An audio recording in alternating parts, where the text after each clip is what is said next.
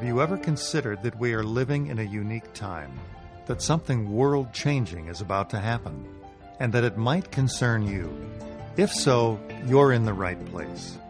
Keep listening, and you'll hear thought-provoking views behind the news that point to a new and better future for all. Many people now sense that humanity is not alone. So consider this. If the Christ or the Buddha walked among us today as modern men, would we recognize them? What would they be saying?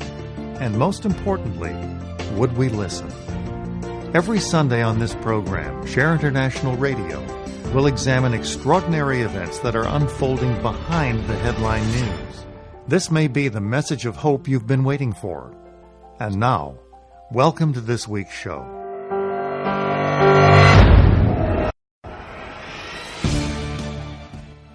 Welcome to our show. This is Share on the Air Radio, and my name is Cielito Pascual, podcasting from Seattle, where today it's a beautiful, gorgeous, sunny day, not too cold, and I welcome all of our listeners around the world, especially those of you who are tuning in for the first time. And since we're on the OMTimes radio platform, I know that many people are familiar with the term the Masters of Wisdom. Some people are familiar with the fact that that the Masters are in the world.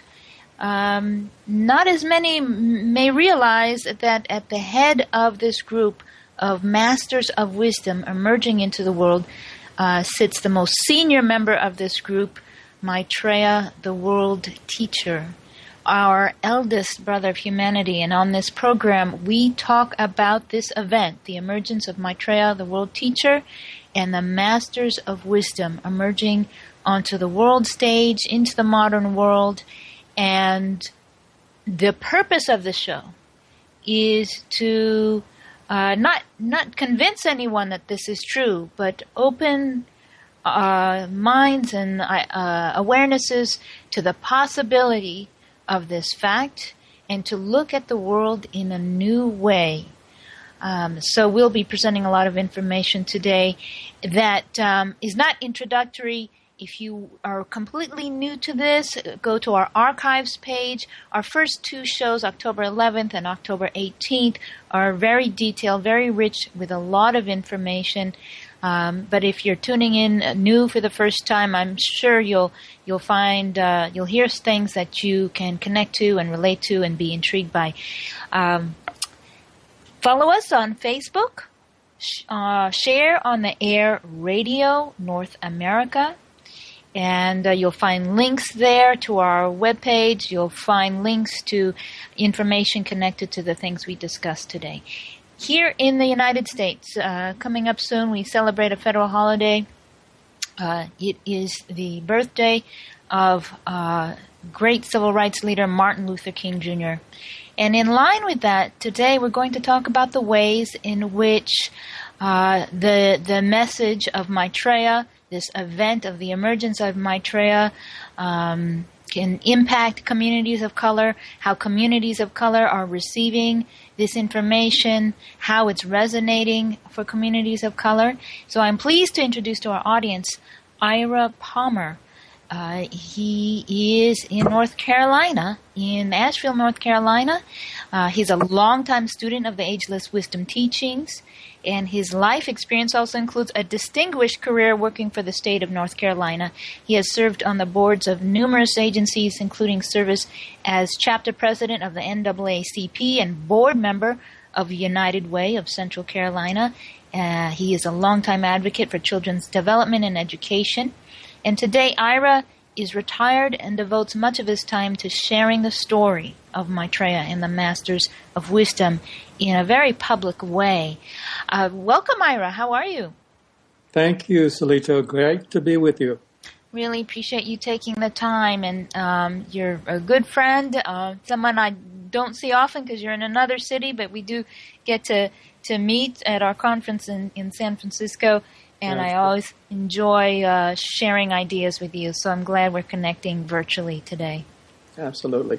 Yeah, so I just wanted to point out to our audience, you're not just a student of the Ageless Wisdom Teachings. And when I say Ageless Wisdom Teachings, you know the books I'm talking about. Authors our audience may have heard about are Helena Petrovna Blavatsky.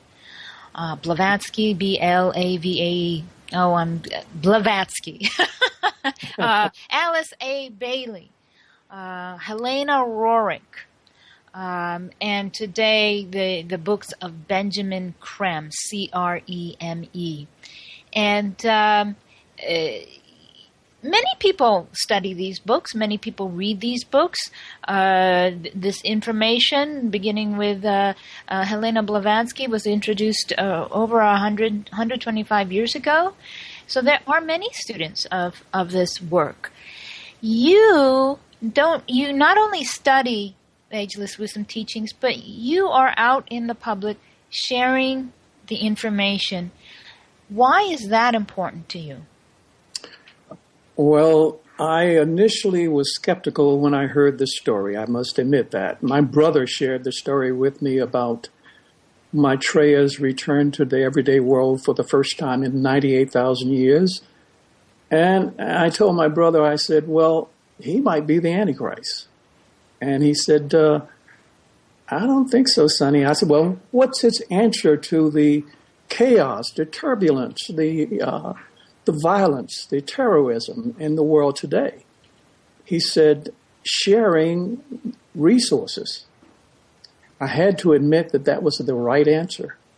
But I said, how do you get the greedy, selfish people on the planet to subscribe to something like that? That sounds very utopian. And so he gave me the website, and I headed home with a big meal, thinking for sure that I was going to uncover a fraud, a charlatan. And I got to my computer, and I'm a good reader. I read for about 3 hours, and everything was coming together. I knew a little bit about Helena Blavatsky. I read some information on Sylvia Brown, Edgar Casey, but I had not read Benjamin Creme. I knew nothing about Share International. But after this orientation, I felt like this was coming together in a marvelous way, and I found there were tears in my eyes. And I said, this is probably true. It resonated with me. And it was on a Friday. Saturday, I continued my reading, and then I started calling my colleagues, some of my colleagues that I could share this information with, and they were taken aback. I told them to approach the website with an open mind, like a lawyer or a good scientist, and just see if it resonates and see if it opens some doors. And since then, I've been sharing it with people in gyms, cafeterias, food markets, usually at the checkout line because they've already picked up their groceries and are just standing there waiting to be served. So I usually approach them. I said, I will talk about meditation to kind of get a foot in the door. And I'll say to them, have you ever given any thought to meditation? So this is that now for our audience, Ira, you are the opposite of threatening. As a stranger, I would pick you over most anyone to chat with in the grocery line because you're such your demeanor is so pleasant, so engaging. So I can imagine people would be taken aback, but still willing to engage with you. How do you distinguish this? Just for a skeptic's sake, how do you distinguish what you're sharing from the act of proselytizing? Or are you? Maybe you are. Is there a distinction there? Well, there is some difference. I tell them that the masters are here. There is a website that you can see some of the miracles that have been manifesting all over the planet, some of which have made their way into mainstream media like the appearance of Maitreya in Tahrir Square, doing the uprising there. The Norway Spiral, the appearance of Master Jesus at the little child prodigy, Akiana, who's been on all the talk programs. That was the Master Jesus in disguise. And I just want to press pause here, just for our newcomers. You're listing some phenomena that's taken place, witnessed by millions of people. That's right. Tahrir Square, the Norway Spiral. So I don't want our audience to go, what are they talking about? If people go to our Facebook page, hopefully my colleagues John or David will post links to those videos from Tahrir Square and the Norway Spiral. But you're sharing with people in the audience, in the grocery line, that miraculous things are happening. You just dive right into it. I mean, no, I don't go into the deep details like that. I just open the door to meditation. I tell them there's a powerful new meditation out there in the world today. It's for busy people like you that might be able to carve out 1 or 2 days a week for this meditation. It's the only meditation that invokes the energies from the spiritual hierarchy, that's mysterious kingdom above the human kingdom, that we all will graduate into. And if you're interested, here's my card. Here's the website. You can go there, and it talks about how this meditation, separate and apart from any other meditation, incorporates a service, a high-level service, and it's supposedly 1 year equals 10, 15, 20 years of other forms of meditation. So check it out. Give me a call. And what's the response rate as we go into the break? I'd say it's about 10%. We'll continue on transmission meditation and the story of the reappearance and reaching out to communities of color.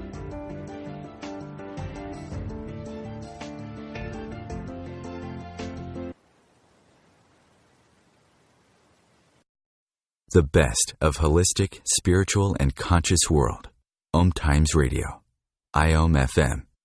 Want to help build the coming golden age? Want to experience the Aquarian energies of love, light, and power? Transmission meditation is a simple way for you and 2 or more friends to do just that and accelerate your own spiritual growth at the same time. Check out transmission meditation at shareontheairradio.org. That's shareontheairradio.org.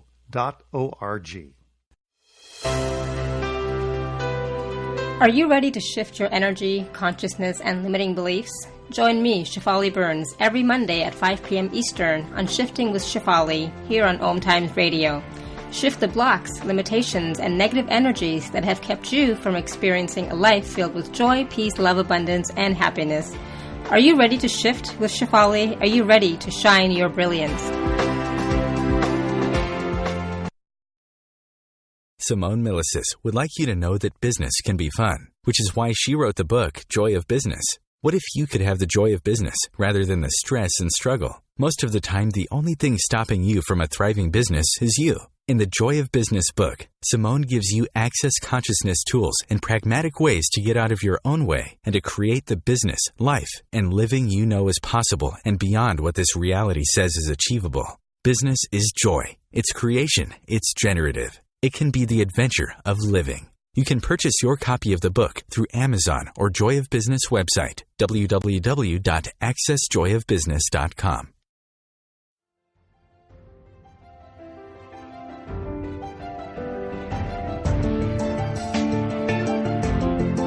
Have you been searching for a perspective beyond the mainstream? Check it out. Join your hosts Cielito Pascual and Diana Gold Holland on Share International Radio for thought-provoking views behind the news, Sundays at 1 p.m. Pacific, 4 p.m. Eastern on OMTimes Radio. You can also find us at shareontheairradio.org. This may be the message of hope you've been waiting for.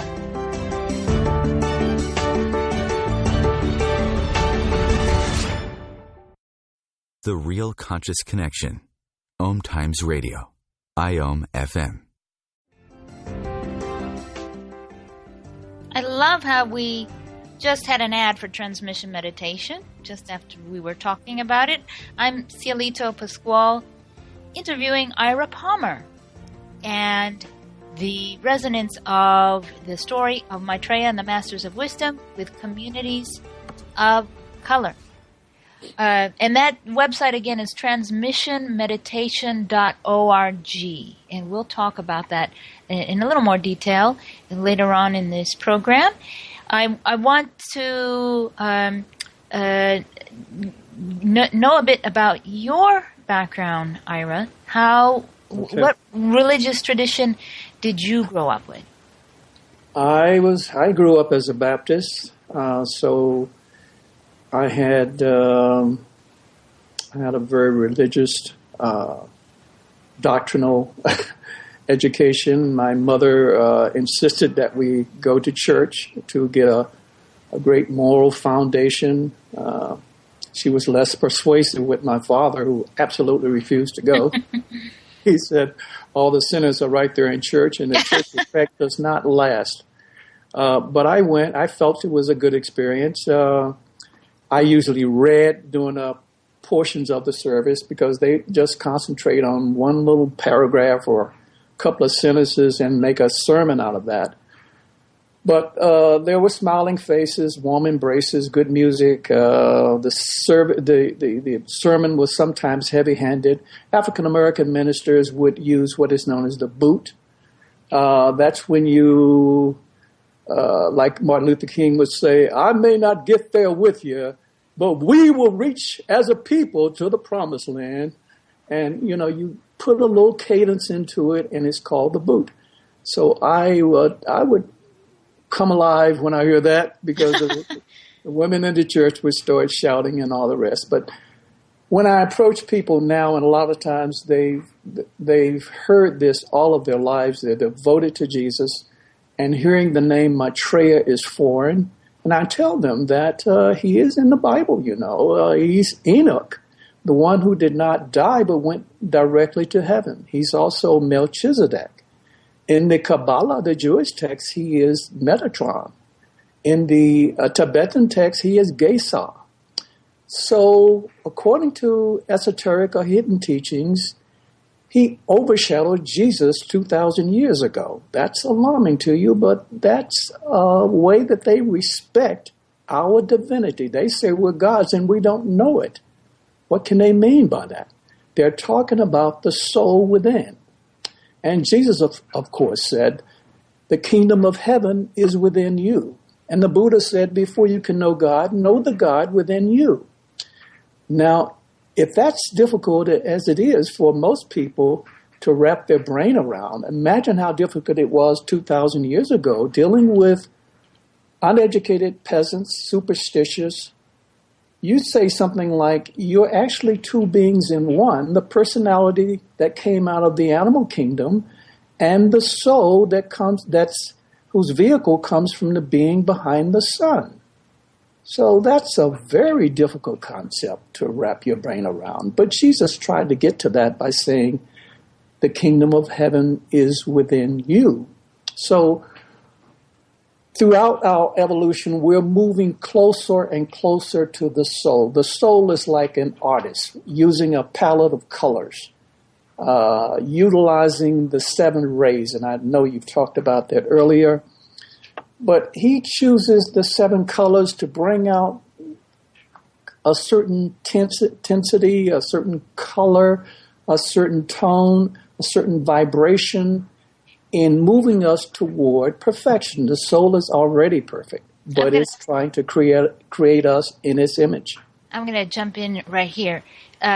So just to give our audience context, we're talking about the event of the emergence of Maitreya, the world teacher, and his group, the Masters of Wisdom.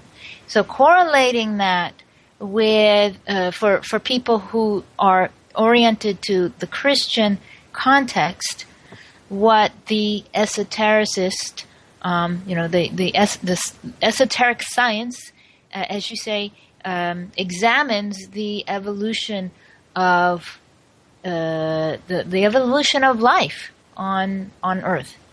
And our evolution, the human evolution, is on a journey, and we are now, as we heard in the opening of the show, we're in tremendously, we're in a tremendously potent time.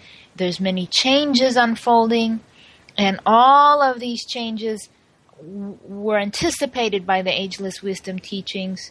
We're at a very critical transition point between the Piscean age, transitioning into the Aquarian age. So all these things are happening. We have masters emerging into the world.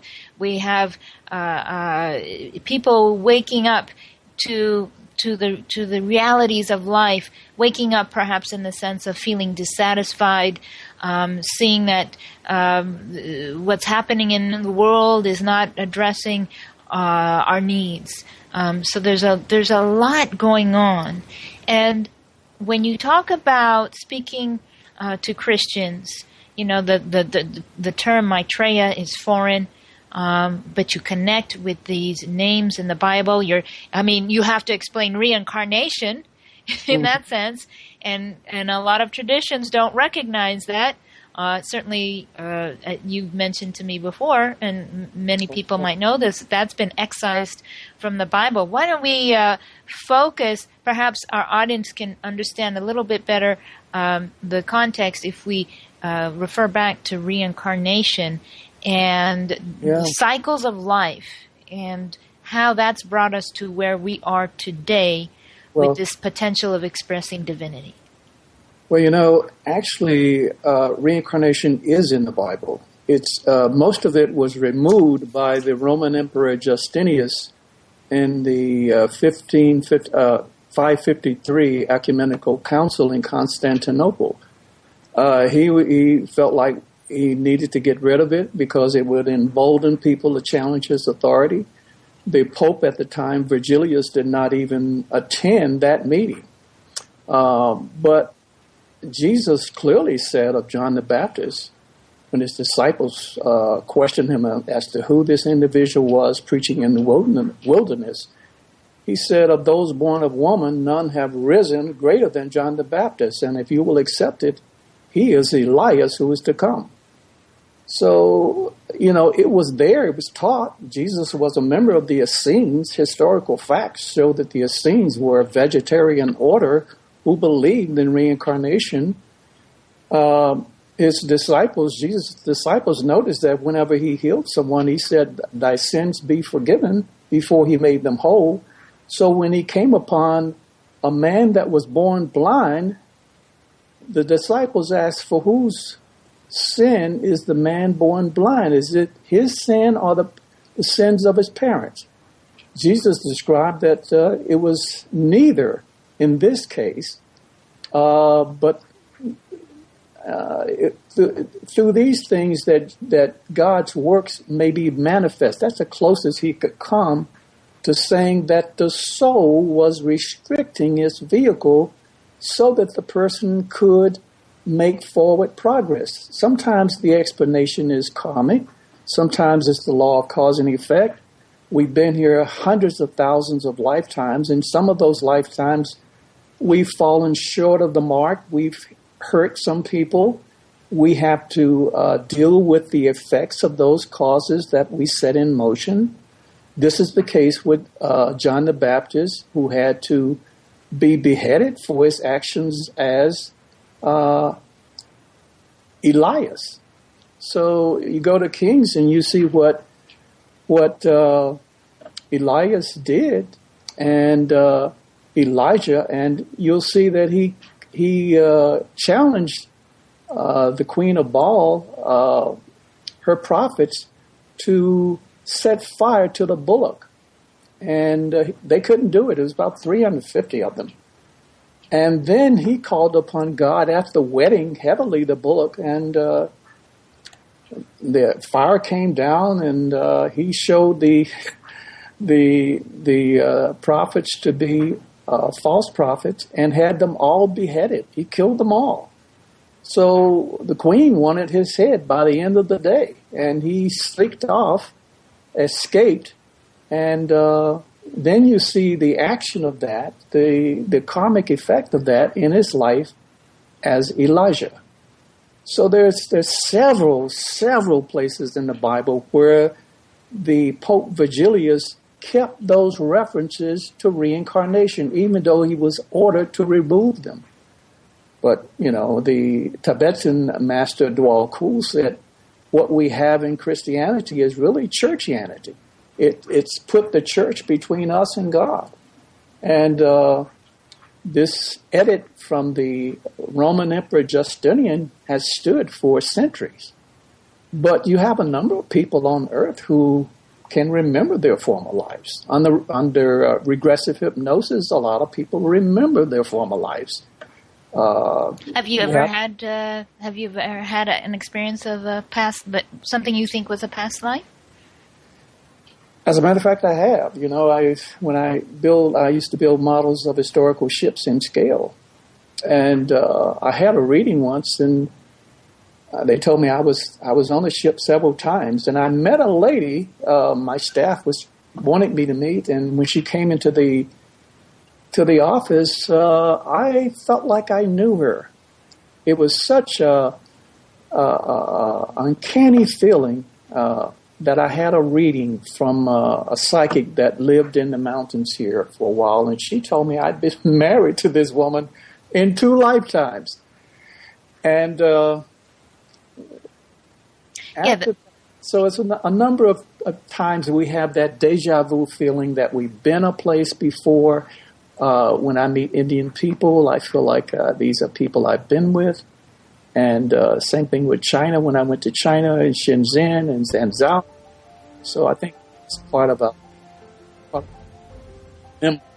sleeping thing. And we will continue on the topic of reincarnation, the law of cause and effect with Ira Palmer. Join us after the break.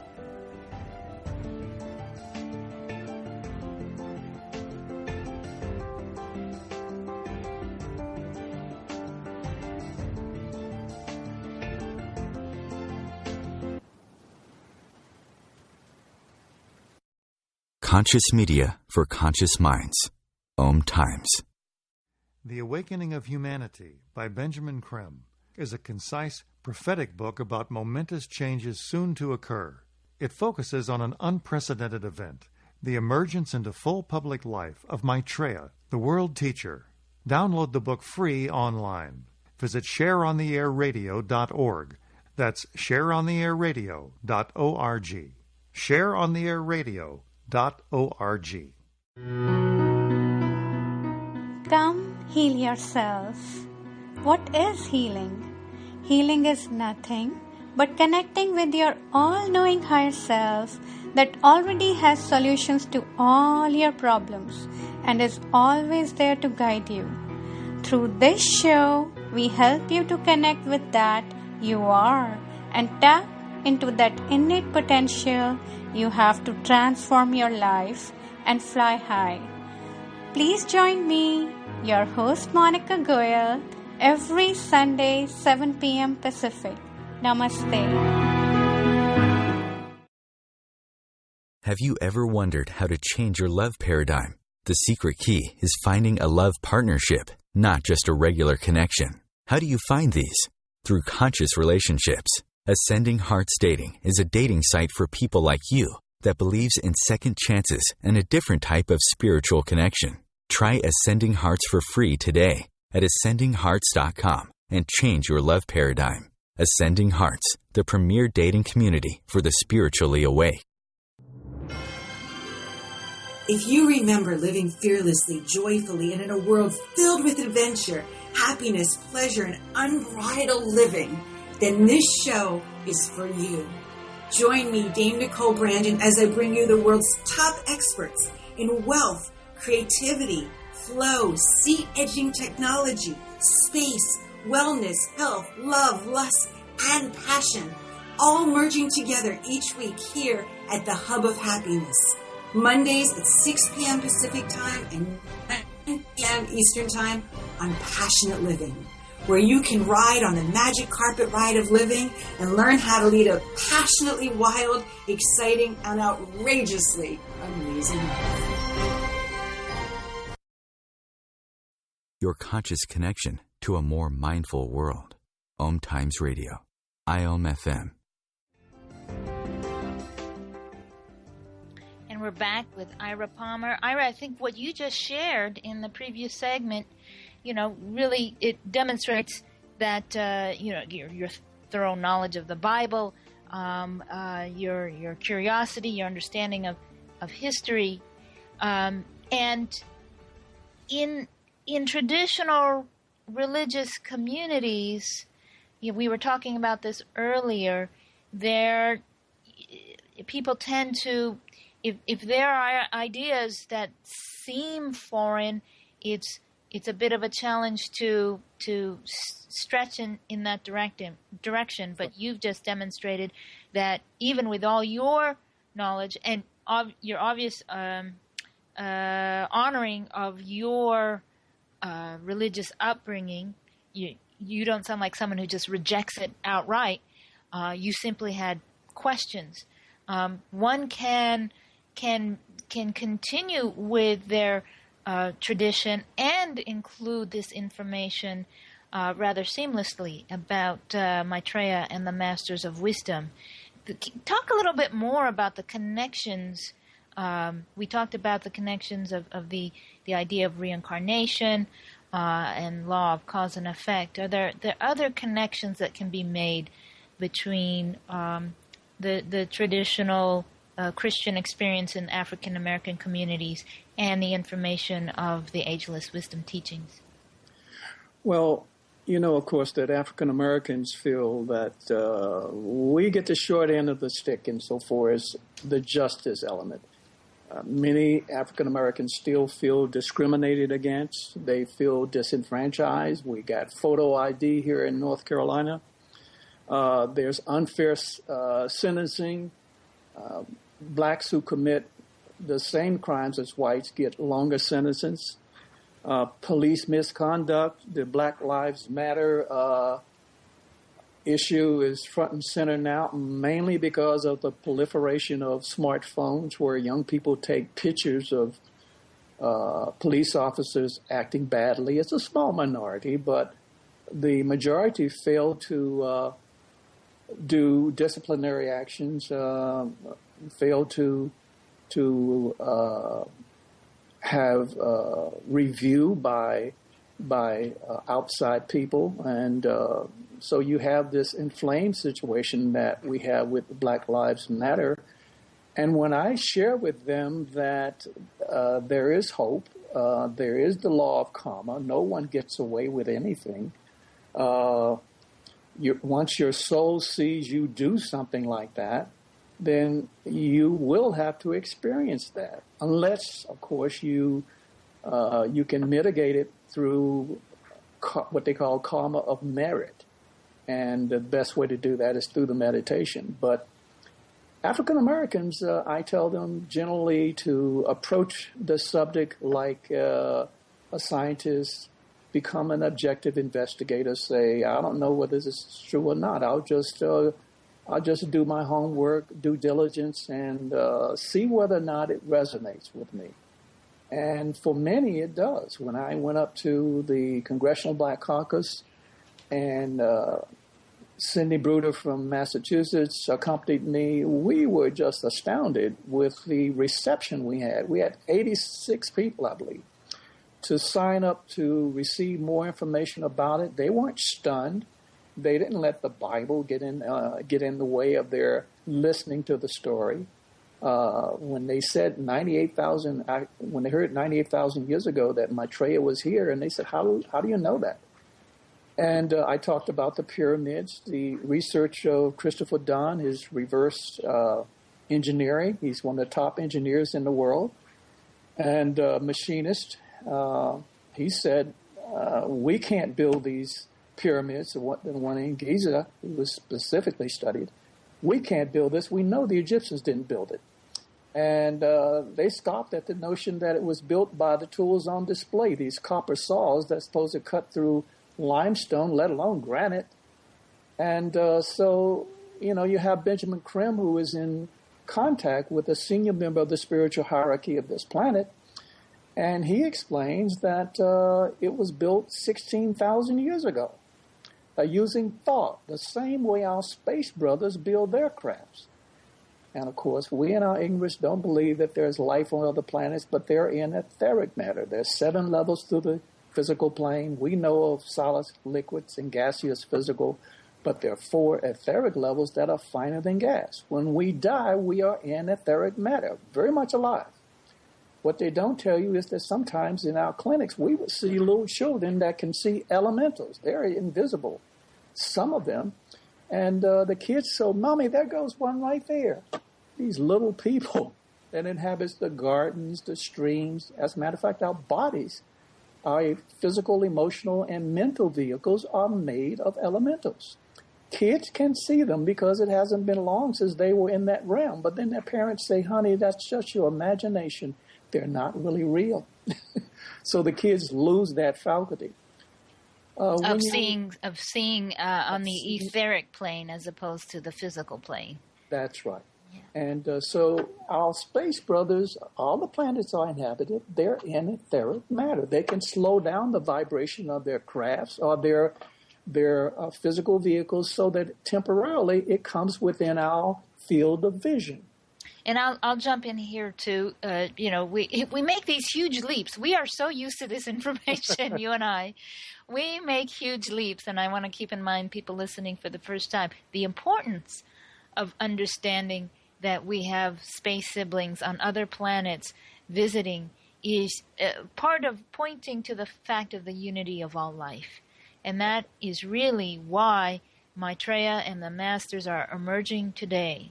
Because we are so conditioned because of our prevailing economic and political systems to only see divisions and separation when there is truly, at the heart of it, unity. We are all one on a very real level, and because we have created systems that oppose that do not acknowledge that essential truth of unity. That's right. We have the conflicts that we have in the world. So when you're bringing up the Space Brothers, that's a whole big topic. I love talking about the Space Brothers, and they're doing a lot to help us. I don't want to confuse our audience. I'm sure our audience can take all the information we can give them. But they are certainly helping us environmentally, helping us clean up our environment, and their gifts and insights, their gentleness and their appearances, being documented just with such frequency. You'll see videos on YouTube. They know about the extraordinary possibility of transformation for this and inevitability of transformation on this planet. Another statistic, I want to point to the idea of sharing as the fundamental principle of transformation. You mentioned this at the beginning of the show. I was just at a meeting earlier today with my activist group, and apparently because of going back to just economic facts here and people of color communities, because of predatory schemes, predatory loans, and foreclosures from the crash, the bank debacle of 2008. It's estimated $71 to $92 billion left the communities of $71 to $92 billion of wealth departed from the people of color communities. And this is important to understand and not gloss over, because what's happening to us economically happens to us spiritually. How we treat each other economically is how it's a reflection of who we are spiritually. And I certainly don't think that our systems, our economic system, is honoring our divinity.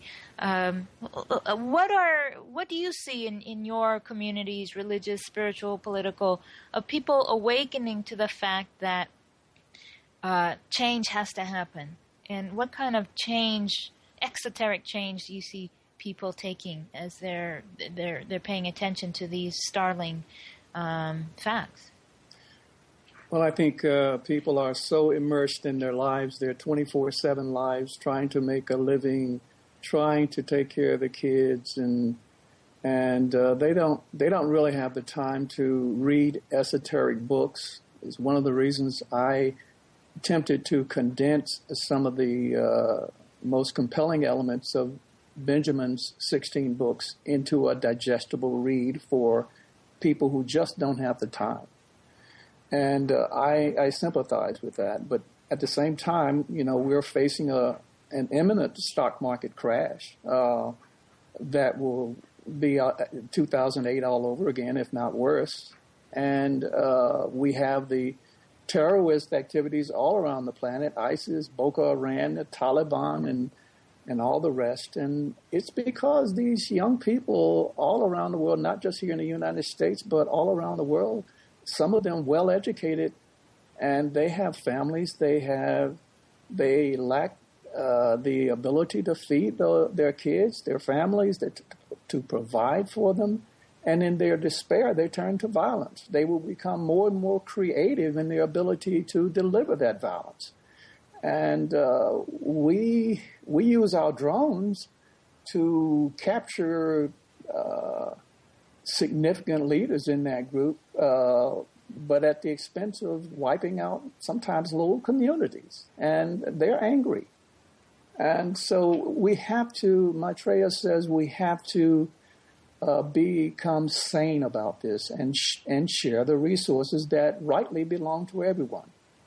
Unless we do this, we are on a trajectory for a nuclear war, and it would destroy all life on this planet. So we must share to, as Maitreya says, to create justice. Without justice, we will have no peace. Without peace, we have no future. And we will come back after the break to share with people what they can do, how they can take action to help transform the planet and facilitate this emergence of Maitreya and the Masters of Wisdom after the break. Connecting you with the best of the conscious minds in the world. OMTimes Radio. IOM FM. Now there's a book about UFOs that stands out. British author Benjamin Creme has worked directly with the Space Brothers and writes about their spiritual mission in The Gathering of the Forces of Light, a truly inspiring book. Visit shareontheairradio.org for details. That's shareontheairradio.org. shareontheairradio.org. Live with Medium Lisa Phoenix, Mediumship Messages and Musings, explores mediumship and all things metaphysical. Lisa Phoenix invites you to reach above and beyond your everyday experiences, to explore new dimensions in the spirit world. She will do live readings to connect callers to their loved ones in spirit, shares engaging stories and teachings from her own personal experience, and will have intriguing conversations with other mediums, spiritual teachers, and healers to help you understand the metaphysical world so you can connect to these forces in your day-to-day life. Join your host on this magical and metaphysical journey into the world of spirit every Sunday at 1 p.m. Eastern Time. Are you trying to get from point A to point B and need a little advice? Connect with the counselors at OMTimes Advisors. Whether you're looking for a life coach or a spiritual intuitive, the advisors participating at advisors.omtimes.com were carefully chosen based on their gifts, skills, and professionalism. OMTimes Advisors, connecting you with the best advisors in the business. Dr. Kevin here. And I want to invite you every Thursday, 3 p.m. Pacific, 6 p.m. Eastern, to join me on The Dr. Kevin Show, where we have a diversity of guests who help you step outside the box, behind the curtain, and see what a load of crap is going on in the world today, so you have more information with which to make better decisions. We'll see you there. Namaste. Your conscious lifestyle on steroids. OMTimes Radio. IOM FM.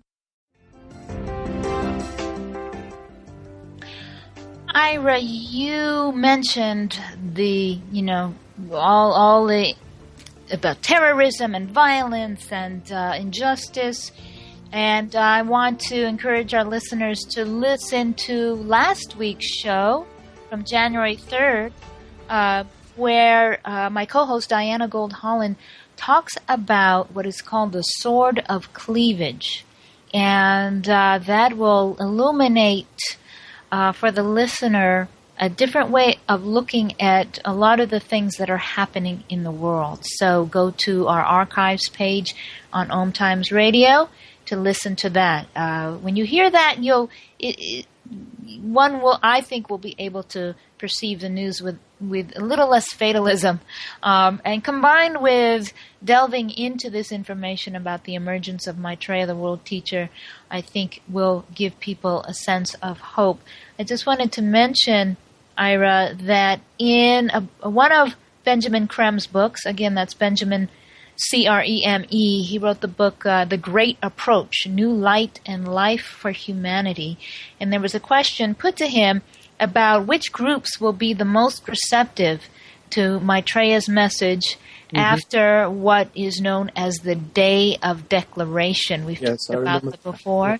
Yeah. And I'll just mention that the Day of Declaration, it will be the day where Maitreya presents himself through the media, through the satellite. Everyone around the world will be able to see him simultaneously. We will not hear him speak, but we will hear his voice in our heads, in our native languages, and all of the world will be presented a choice, whether to continue with our modes of living based on greed, competition, and separation, or work to transform the world on the basis of cooperation, compassion, and unity. So, do you recall how Ben answered that question about which groups will be the most receptive? He did say that the African Americans, the Latinos, good portion of women would be the first to step forward and join his army to help share the resources, feeding the poor who die unnecessarily in the world of plenty. Some people, about a third of the planet, will be on the fence. Some who are the religious fanatics, the conservative forces, the Piscean forces, will be very skeptical. Some will see him as the Antichrist. They don't know what that word means. It's the destructive phase of the first ray, which is will, purpose, power, and you have the destructive element called the Antichrist that's sent out at the end of each era to prepare the way for the new era. It was sent out during the end of the age of Aries to prepare the way for the Piscean era. It was sent through Nehru in Rome, and it was sent out again in the Aquarian Age, beginning of the Aquarian Age, during World War I and World War II to Hitler and some forces in Germany, the group of militarists in Japan, and a group in Italy. So that's sent out. It's almost like a forest fire. The immediate effect of that is very destructive, but in the aftermath of that, new siblings, new trees are coming forth that were in the shade of these colossal canopy of mature trees, and they are able to tolerate the new conditions much better. So it is something that is sent out by the highest center in the planet. That's Shambhala. It's in the Gobi Desert. Used to be the Gobi Lake. It's a beneficial clearing out of the forces of the old to prepare the way for the new. So that happens. We're in the most critical, as you said earlier, time period in which the masters, if you go to the website, do the orientation and follow the links and just read this information. You'll find that everything is congruent. It fits together. The masters are doing everything within the laws that are there to not infringe our free will, but at the same time, let us know that we're about to embark on a major transformation on the planet. And I will direct people to the page that you examined so closely some years back. I guess it's been about 15 years since you first visited share-international.org. Mm-hmm. And we're so impressed by that information. Again, share-international, spelled out, .org. And I let me correct myself. From the Great Approach, New Light and Life for Humanity by Benjamin Creme actually quotes the Master Dwal Kul, who wrote through Alice A. Bailey. He indicated that the African peoples will be among the first to recognize Maitreya and to follow his lead. In fact, the most publicized appearance of Maitreya took place in Nairobi, Kenya. This was news broadcast on CNN way back in 1988. And if you go to share-international.org, you'll find that story. That was a significant story. Maitreya appeared out of the blue, literally, before a group of 5,000 Christians led by a healer named Mary Akatsa. And he appeared in traditional garb of that community. They recognized him immediately as the Christ and called out to him. And he spoke in unaccented Swahili. There's an image that you can see online of that. It was witnessed by the editor of the Kenya Times, who wrote about it in detail. That exists, I believe. Yeah, that's reprinted on the Share International site. So I think that's significant that that event happened, that it happened to such a large group, that it was recorded, and that it was broadcast. And since then, Maitreya has appeared to many, over 100, maybe close to 200 religious groups, all different religions around the world. But that event was the most documented one. And I just, in honor of Martin Luther King, want to quote when he spoke. He always spoke fiercely against economic injustice. And he said, "A true revolution of values will soon look uneasily on the glaring contrast of poverty and wealth." And Maitreya, the world teacher, in message number 81, among other things, said very simply, "Man must change or die. There is no other course." That's right. So let's talk about actions that people take. You were talking about transmission meditation, telling people in the grocery line. You've started a number of groups, and talk about your experience. Well, I started a group in Winston-Salem, and it's now hosted at the Unity Church in Winston-Salem. There's a second group there as well. I started a group in Raleigh, and it lasted for about a year. Recently started a group in Durham, and just a couple of weeks ago I visited them, and they had 11 people there. It's interestingly, it's all African American. Durham has a large African American population, and they were hungry for this kind of information. And I just cleared up some of the difficult areas in the Bible to understand, and talked about its allegorical, symbolic meanings. And they were very receptive when I went to the Black Congressional Caucus and the NAACP National Conference. They were also very receptive. Occasionally you find someone to approach you and say, "Well, Jesus is my Savior, and that's all I need." And I sometimes respond and say to them, well, when you found that the Bible said this is only 6,000 years that we've been here, how did that square with your science? And did you close the book then? And did you leave yourself open for new information based upon new knowledge? That's all I'm saying. You have to open yourself up to new information. When a child asks you, how do you make the baby? You don't get into the details of that. You don't talk about sex. You talk about an egg and a sperm. But sooner or later, they're going to find out. And you have to be back treading to kind of cover yourself. And the kids at school don't give the full explanation that you give. Humanity is evolving. And as we evolve, the masters will give us more information because of our rising consciousness, our ability to understand energy, matter, how things happen, our place in the universe, the laws in effect, not just rebirth and reincarnation, laws of karma, but also sacrifice, law of sacrifice, law of...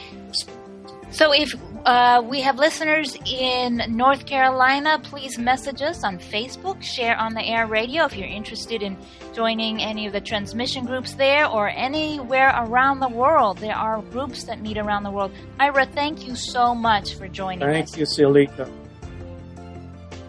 And join us next week. We will be with Diana Gold Holland interviewing Betsy Whitfield. Thank you for joining us.